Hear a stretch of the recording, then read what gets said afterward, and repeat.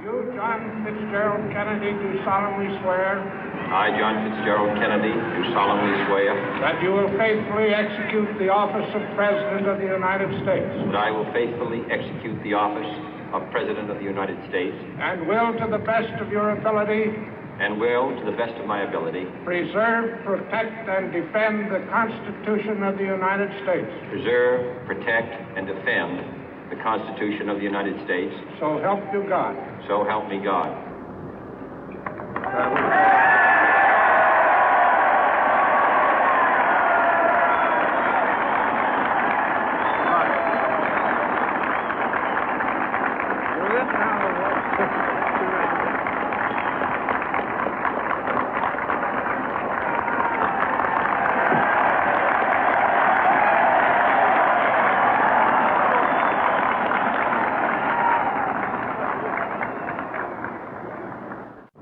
Vice President Johnson, Mr. Speaker, Mr. Chief Justice, President Eisenhower, Vice President Nixon, President Truman, Reverend clergy, fellow citizens.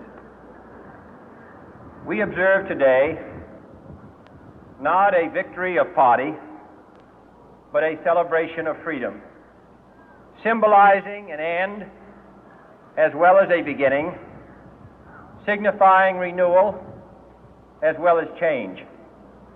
For I have sworn before you and Almighty God the same solemn oath our forebears prescribed nearly a century and 3/4 ago.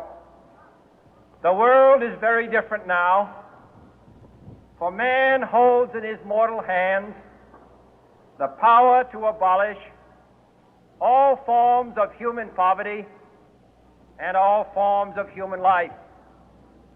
And yet the same revolutionary beliefs for which our forebears fought are still at issue around the globe. The belief that the rights of man come not from the generosity of the state, but from the hand of God. We dare not forget today that we are the heirs of that first revolution. Let the word go forth from this time and place to friend and foe alike that the torch has been passed to a new generation of Americans born in this century, tempered by war, disciplined by a hard and bitter peace, proud of our ancient heritage, and unwilling to witness or permit the slow undoing of those human rights to which this nation has always been committed and to which we are committed today at home and around the world.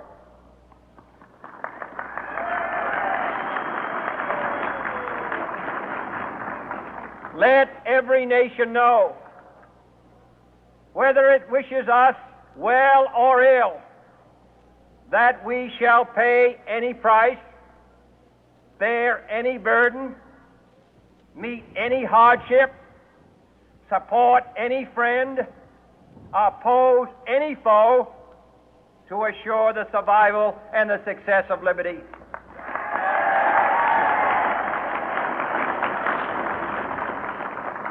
This much we pledge and more. To those old allies whose cultural and spiritual origins we share, we pledge the loyalty of faithful friends. United, there is little we cannot do in a host of cooperative ventures. Divided, there is little we can do, for we dare not meet a powerful challenge at odds and split asunder. To those new states whom we welcome to the ranks of the free, we pledge our word that one form of colonial control shall not have passed away, merely to be replaced by a far more iron tyranny. We shall not always expect to find them supporting our view, but we shall always hope to find them strongly supporting their own freedom, and to remember that in the past, those who foolishly sought power by riding the back of the tiger ended up inside.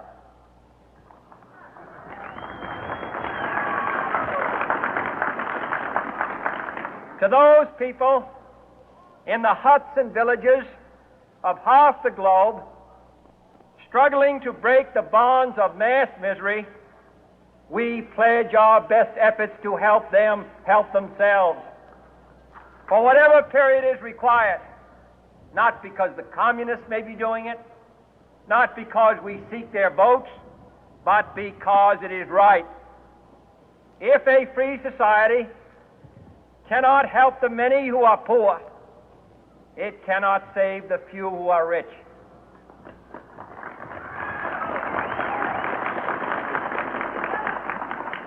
To our sister republics south of our border, we offer a special pledge to convert our good words into good deeds, in a new alliance for progress, to assist free men and free governments in casting off the chains of poverty. But this peaceful revolution of hope cannot become the prey of hostile powers. Let all our neighbors know that we shall join with them to oppose aggression or subversion anywhere in the Americas. And let every other power know that this hemisphere intends to remain the master of its own house.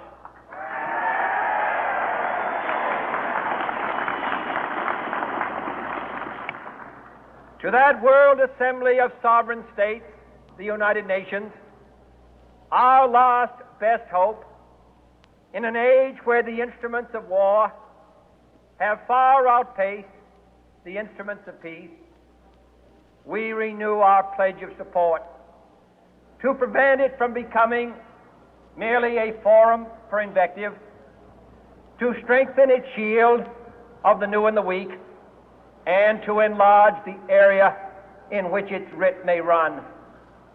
Finally, to those nations who would make themselves our adversary, we offer not a pledge, but a request that both sides begin anew the quest for peace. Before the dark powers of destruction, unleashed by science, engulf all humanity in planned or accidental self-destruction, we dare not tempt them with weakness, for only when our arms are sufficient beyond doubt can we be certain beyond doubt that they will never be employed.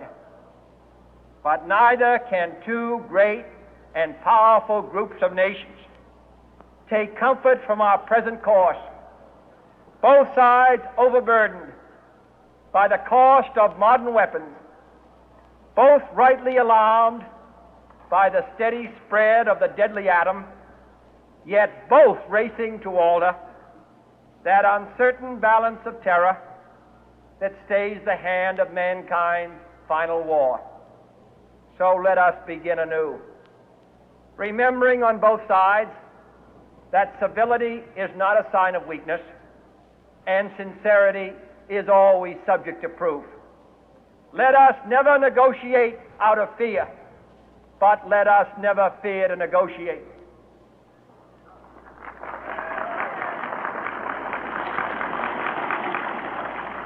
Let both sides explore what problems unite us, instead of belaboring those problems which divide us.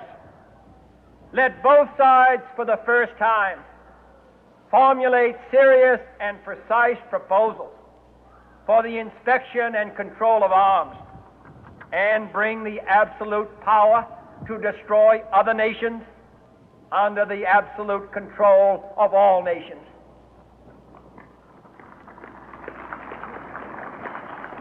Let both sides seek to invoke the wonders of science instead of its terrors. Together, let us explore the stars, conquer the deserts, eradicate disease, tap the ocean depth, and encourage the arts and commerce. Let both sides unite to heed in all corners of the earth the command of Isaiah to undo the heavy burden and let the oppressed go free.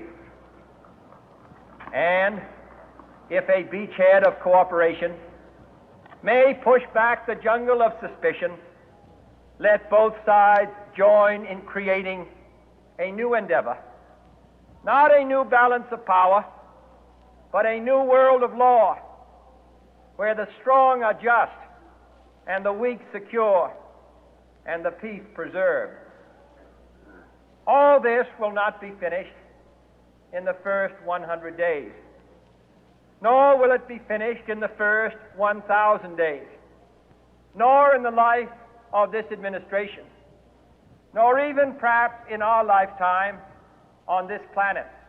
But let us begin.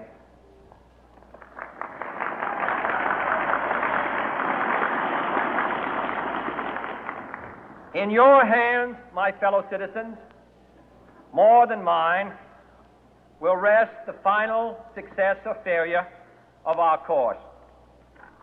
Since this country was founded, each generation of Americans has been summoned to give testimony to its national loyalty. The graves of young Americans who answered the call to service surround the globe.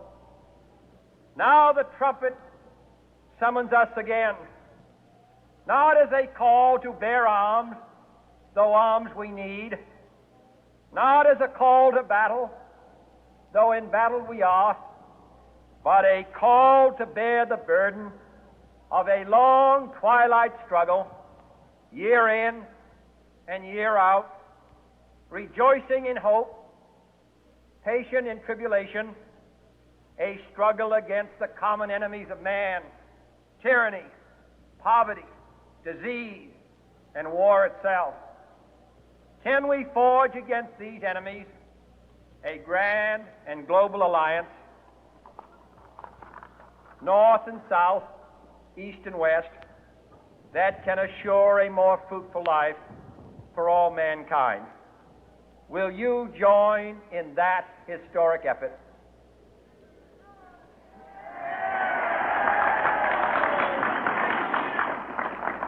In the long history of the world, only a few generations have been granted the role of defending freedom in its hour of maximum danger.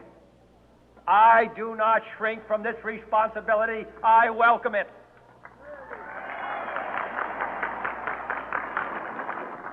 I do not believe that any of us would exchange places with any other people or any other generation. The energy, the faith, the devotion which we bring to this endeavor will light our country and all who serve it. And the glow from that fire can truly light the world. And so, my fellow Americans, ask not what your country can do for you. Ask what you can do for your country.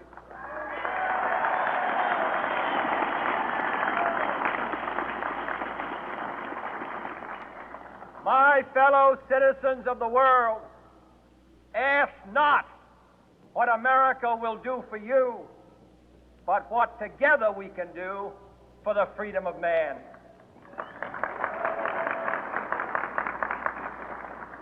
Finally, whether you are citizens of America or citizens of the world, ask of us here the same high standards of strength and sacrifice which we ask of you.